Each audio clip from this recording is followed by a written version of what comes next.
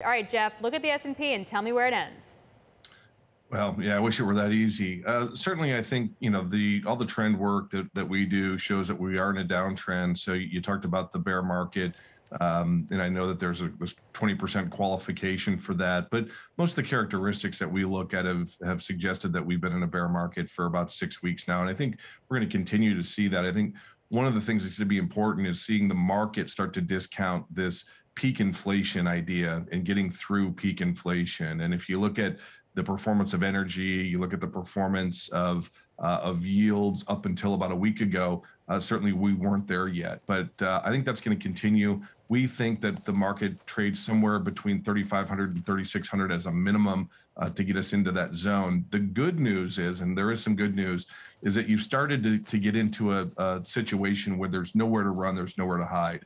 They took out Apple last week. They took out some of the staple names here this week. Obviously, Walmart, which is a safe haven type of name. Who doesn't go to Walmart regardless of the economic conditions?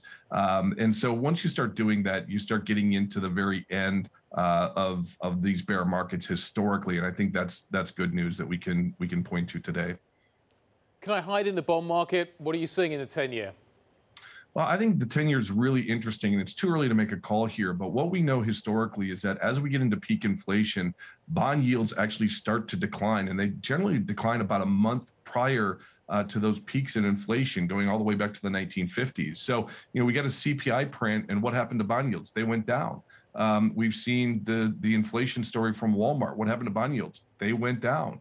And so I think what the bond market, at least the further end of the curve, the 10-year is starting to tell us is that the Fed's on the case and the Fed's committed to squelching out this inflation. And if that's the case, then that's good news for the longer end of the curve. So I think that's an important thing to watch and to continue to monitor, because one of the contrarian calls here would be that bond yields actually go down. And I'm not talking back down to 50 basis points or so, but maybe there's actually some investment thesis in being long bonds here between now and the remainder of the year.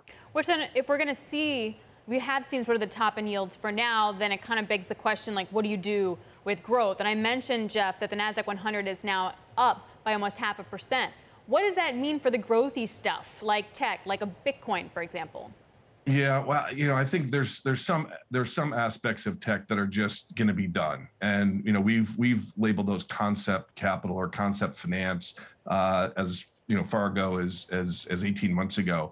And I think Bitcoin is a great example of concept finance. I mean, it gets a little tricky because it's money, and then we get into the definitions of money, and that's a full segment plus. But I think you've got these fringe equities that were really driven by negative real rates, and we're not talking about real rates going negative 100 basis points again. But I think what we have to keep in mind is that growth and rates don't have as strong a relationship historically as what we've seen over the last 2 years. And so there's probably some normalization. And unfortunately for growth investors, I don't think that normalization is going to give you the type of nitrous oxide, if you will, or jet fuel to really propel these names like they were. Value still tends to do well in a post-peak environment for inflation. And I think value is still a better bet, though it's not dominant. I think it's a better bet here than growth. Energy's had a great run, Jeff. Are we running out of road? Well, we're not seeing it yet on a relative basis. And obviously, the market is our muse. We take our cues from the market. But we also keep one foot planted in history. And what we do know is that as we get towards that peak inflation, energy names start to lose their relative performance. We haven't seen it yet. We talked about this with bond yields. So that's one of the areas that we're watching. I think it's safe to take a little bit of money off the table from energy. We've been there for almost 2 years now. So we feel comfortable as playing this from a strong hand standpoint, taking a little bit off. I would not be underweight the sector, but certainly we're watching for that relative performance turn, particularly as it relates to things like healthcare and staples, because we know once you get past peak inflation, healthcare tends to dominate. And I think that will be a very interesting shift in the dynamic of the narrative, where inflation's boiling today. If we get in healthcare starting to outperform energy, I think we have a very, very high confidence level that we're in this peak inflation and getting past this peak inflation zone, at least in terms of what the market senses and what the market cares about. Hey, Jeff, I just want to get your take then on positioning. And do we have clean positions yet? Or do you feel like there's going to be the conversation about margin calls? Have people sold enough of what they like yet for us to kind of feel good about where we are?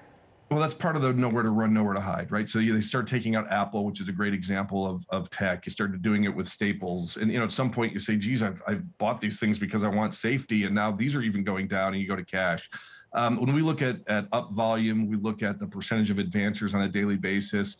I mean, we were really getting into levels late last week that were synonymous with where we were in 2020. I don't know if we're there yet, but I think we're getting close, at least in terms of positioning. The talk on the street of some forced liquidations, et cetera. Those are generally hallmarks that get you into the latter innings of at least a tactical low in terms of the equity market. So I think we're close to that. In terms of what we've seen from some of the data. The only thing that stands out as a sore thumb right now for me, Jeff, against that thesis about a tactical low is that volatility, the VIX, remains incredibly low. I can't remember the last time we had a major blowout like this and volatility didn't spike sharply higher. The VIX is kind of 31 right now. History would tell us, experience would tell me that you need to get into the kind of 40s before you start to see maybe that referencing real pain in the market. Why is volatility so low? What are you seeing in the VIX? Yeah, I mean, we don't use the VIX that much. We use some of the skew data, and you'd be right. I mean, the skew data is not there either. The put call data, which is, obviously a reflection of the volumes. We just started to see this late last week where our 25-day put call ratio was starting to expand finally into territory that, again, was consistent with something tactical. Look, I think the grade level for a low here is a B, maybe a B plus. It's certainly not an A or A plus. I think there's enough things here to get it some type of tactical bounce. But you're right. If you're looking for all the stars to align, they're not all aligned here. The challenge is they don't always have to be aligned. It's great when they do, but they don't always have to be aligned to get, that 7, 10, 15% bounce off of some type of low.